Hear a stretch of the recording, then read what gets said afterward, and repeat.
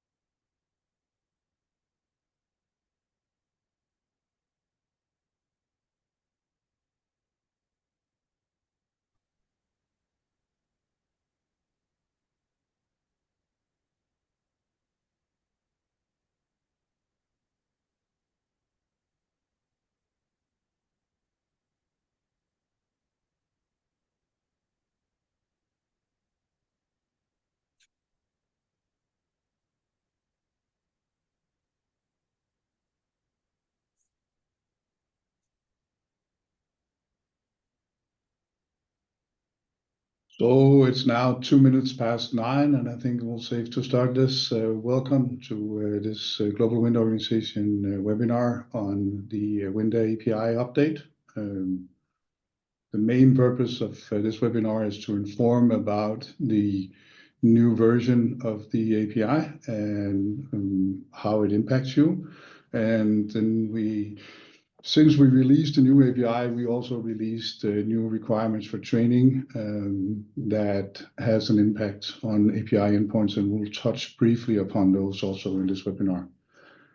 If you have any urgent questions or comments during the presentation, please feel free to give them. Otherwise, we'll have a Q&A session towards the end of the presentation. The agenda for today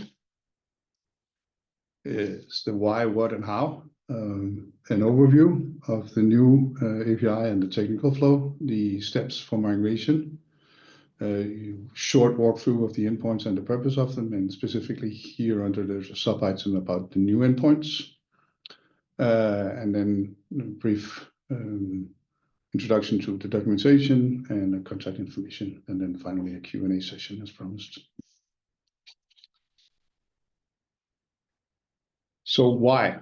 To improve security through implementation of token-based authentication and flexibility, enabling version control. That is the two objective whys, and then there's a lot of subjective whys. Move to use of a actual gateway will modernize and improve the control that we have on our end.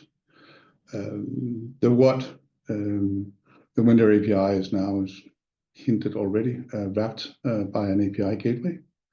Thus, you will, going forward, need two users, one in WINDA, facilitating the authentication inside the WINDA realm, and one on the API gateway to facilitate the access to the API. We have also changed our governance model or made it more firm compared to what we have had for the last 18 months. We are requiring tests prior to production enablement. That also goes for those of you who have been consuming the API for years and years. In production only so far, you will need to be required to test the new implementation first before we will enable you in production. Both the APIs, the old, what we also name the version 3.0, and the new as version 4.0, will be available until the end of September, where version 3.0 will be decommissioned. They are also available in parallel, so you can consume both of them at the same time, allowing for fairly much flexibility in your cutover strategies. The how, that is what we're going to address on the next slides.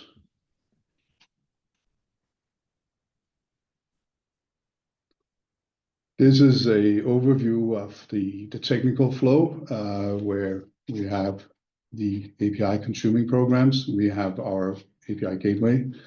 We have a Azure business to consumer Active Directory where we hold the API user ID and passwords, and then we have the WINDA service.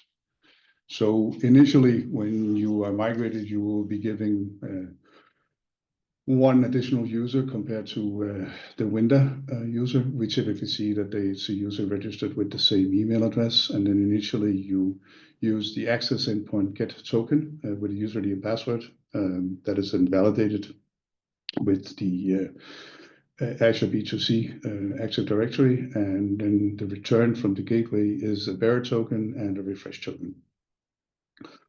You do that initially, or if you are in a situation where your refresh token has expired. The bearer token, when that expires, and the expiry of the bearer token is 30 minutes, and the refresh token is, as far as I recall, 12 hours. But the bearer token, when that expires, you can use your refresh token to get a new bearer token. So if you are in the middle of a flow and 30 minutes have passed, you refresh, and trust that you structure your programming to continuously keep track of the tokens expirations. They are part of the return communication. And when the bearer token is valid, you submit your endpoint request, functional WINDA endpoint request with the bearer tokens, and then that is passed straightforward to the WINDA service, and you get an endpoint response back through the gateway.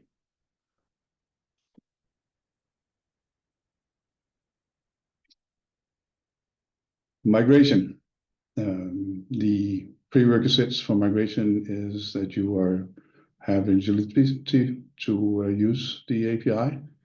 To be eligible to consume WINDA API, you have to be a member of TWO association, or you are a training provider, or you are an employer that has WIN technicians working. And there is the odd case of third-party provider platforms that facilitate one of the three, and they can also get access when it's endorsed by one of the three direct approved API consumers. You have to have things tested in the API and test the API first, and you have to be aware and read and understood the documentation and general API knowledge. The steps are that you adapt the code and then you request migration from us. Those can, of course, be flipped. We will then migrate the account and notify you, and you will get an email with a link for password reset for the API gateway, and potentially also for WINDA if this is the first time you are in test. If you are a training provider, we will set up new training provider accounts in test and provide you with applicable accreditations and training credits for testing purposes. And then your test account is ready to use, and you perform your test, and you document that in test results and provide that to us. We have no specific format requirement on that.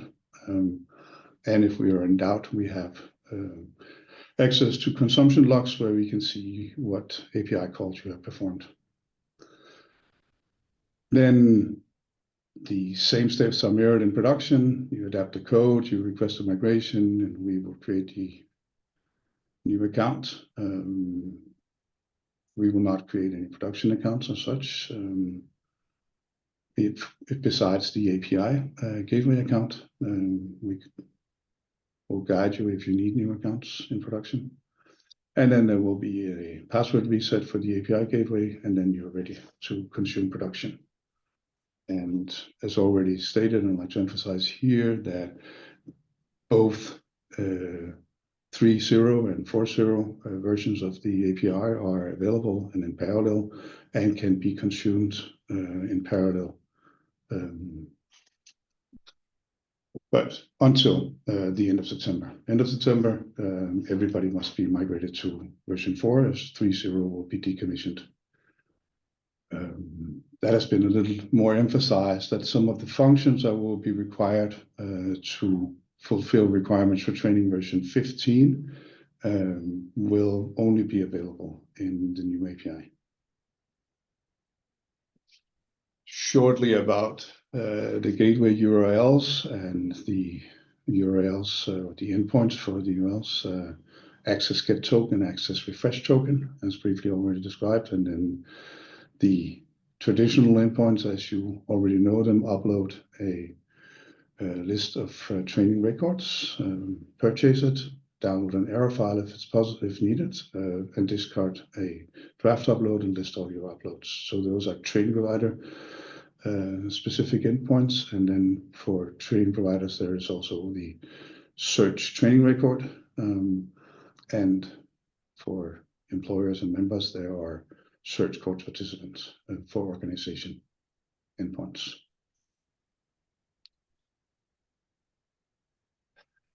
The new endpoints that is implemented to support the up and download of training records with version to sustain the requirements for training version 15, which was released on April 1st.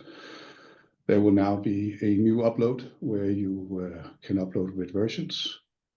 You can download a list of currently available courses with available versions, as versions inherently will change over time. And also during grace periods, there will be 2 available versions. You should also always upload the version that is accordance with what the training was delivered under. And then the 2 search endpoints are also updated to return the versions,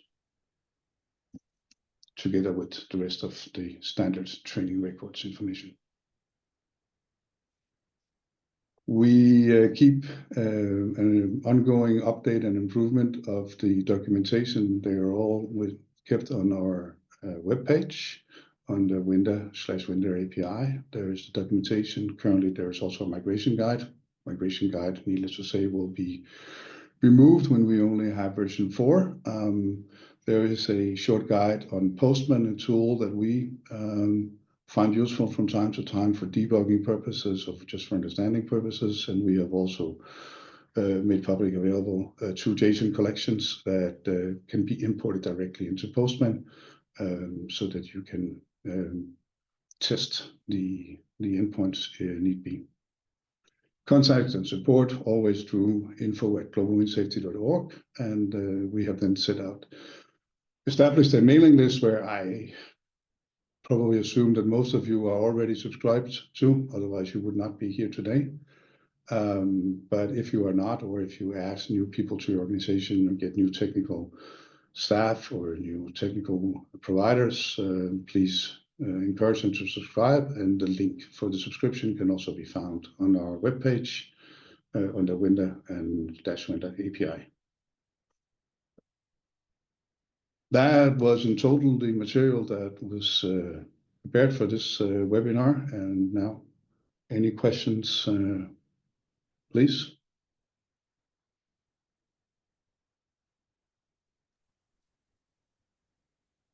Hi, good morning. Good morning. Good morning. I was just wondering, the version thing, what is it? Because it was not clear to me. The version thing is described in the new requirements. I'm not going to dive much into that because it's a governance perspective. But as of October 1st, you will be required to upload training records to WINDA, regardless of the channel that you use to upload them, where you document the version under which the version of the training standard under which the training was delivered. Okay. Good morning. Will it have an impact like on the codes that you send, like? On the, sorry, what you sent? Will it have an impact like you have the code for several trainings, like the working at heights and everything, you have the... No, so currently all training standards are published with a version. Mm-hmm. Oh, okay. And the requirement is that you now document which version was used to deliver training. Okay, it's in like the training record. an extra field you will It's need an to extra be field, sending? yes. Yeah, okay. Okay, thank you. And this is implemented throughout also the Winda UI and the bulk upload Excel file that is available in Winda. Yeah. And then the API also supports it for those training providers who interact more or less solely through the API. Mm-hmm. Okay, so the version depends on what kind of training they are providing. Well, on which standard they are Yes. providing the training. Okay, thank you. And in Winda, it is constructed so that only available standards you are able to upload on. So when a new standard is released, there is a grace period of 6 months for a training provider to adapt the new standards. Mm-hmm. And during those 6 months, you can upload training records with both the new version and the existing version. When the grace period expires, only the new version will be available, and you will be expected to have adapted your training to the new learning objectives according to the new standard.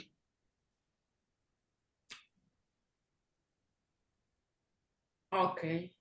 But like I said, adaptation of new training standards is a little outside of the technical realm that I can talk to. But I'm just saying, Winda now supports the requirement that you have to document which version your training was delivered under. Mm-hmm.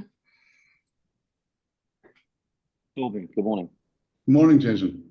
I have a question. If Elliot, have you finished? Is that your question done? Okay. My question, Torben, is, I mean, I asked this in an email, but perhaps you can explain to everybody. I'm interested in trying to get the original certificate, if it's possible, or a PDF. Often when the OEM requests original certificates or the certificates of the participants as they arrive to site, would it be possible at some point to be able to request the actual PDF, get a link, download them?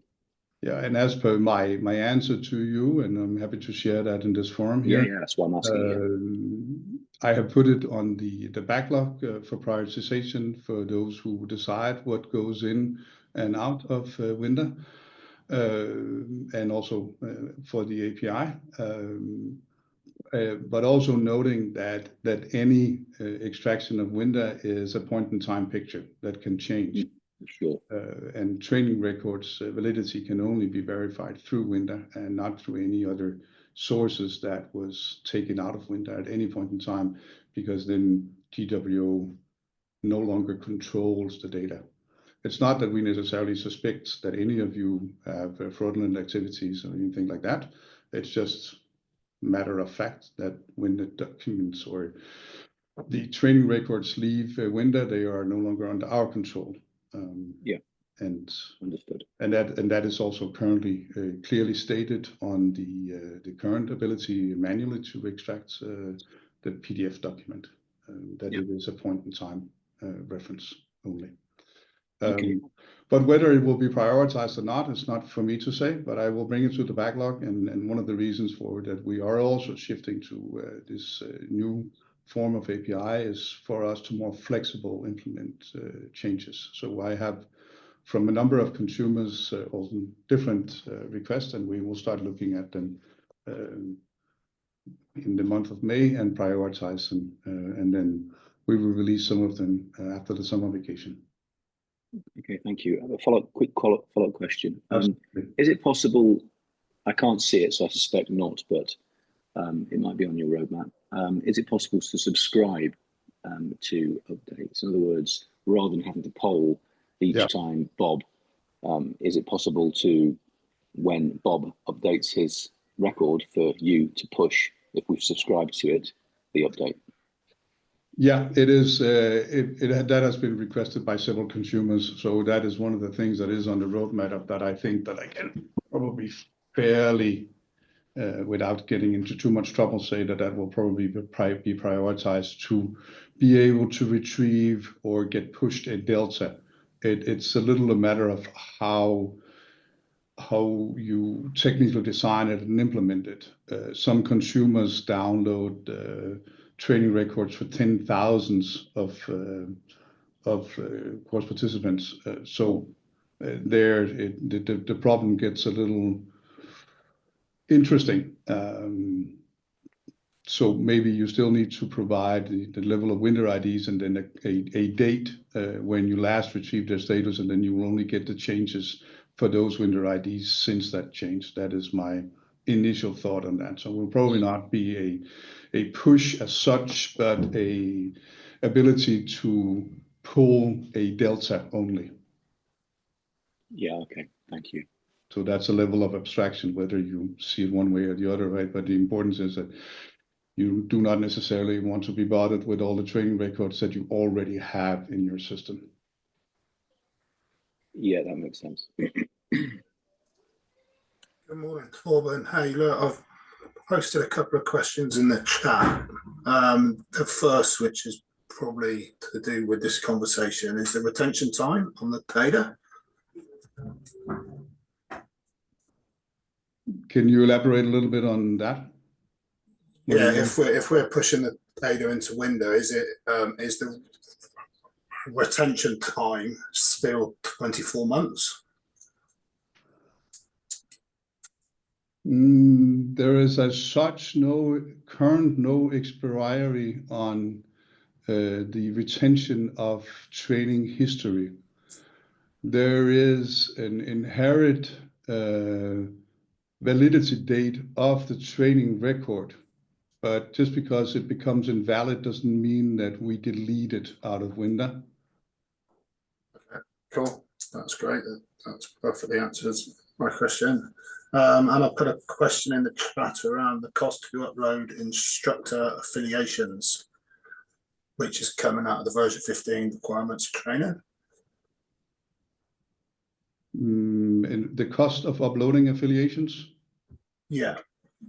You guys got an idea yet? Or there should not be the GWO does not impose any costs to the upload of affiliations. Affiliations is what we consider an administrative registration of instructors in Winda on equal terms as any other user with the training provider, just in a little special use case because instructors can work for more than one training provider site, and therefore we have made this affiliation model rather than a regular user registration model like training provider users or training provider admins. Perfect. Thank you very much. You're welcome. There is a couple of questions in the chat. Oh, that was from you, Bobby. Sorry.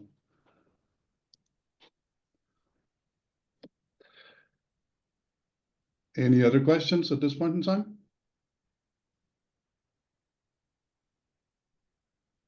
Thank you very much.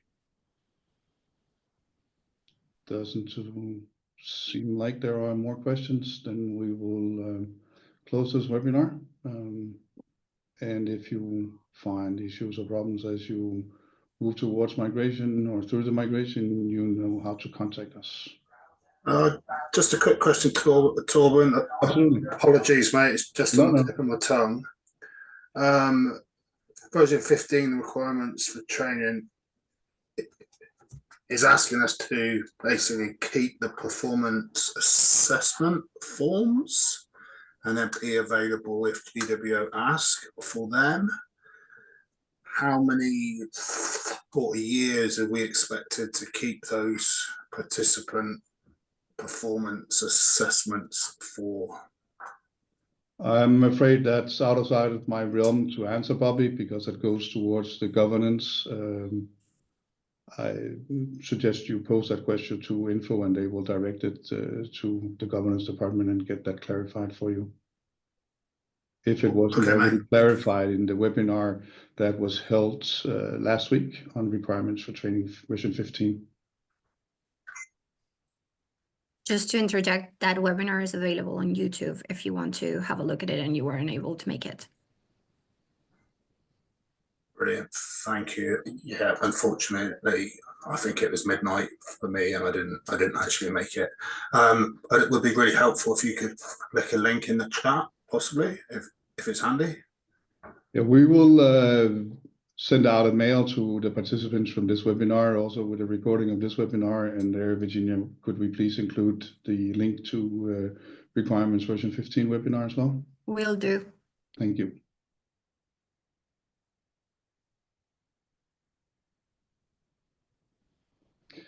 Then last call? Not anymore.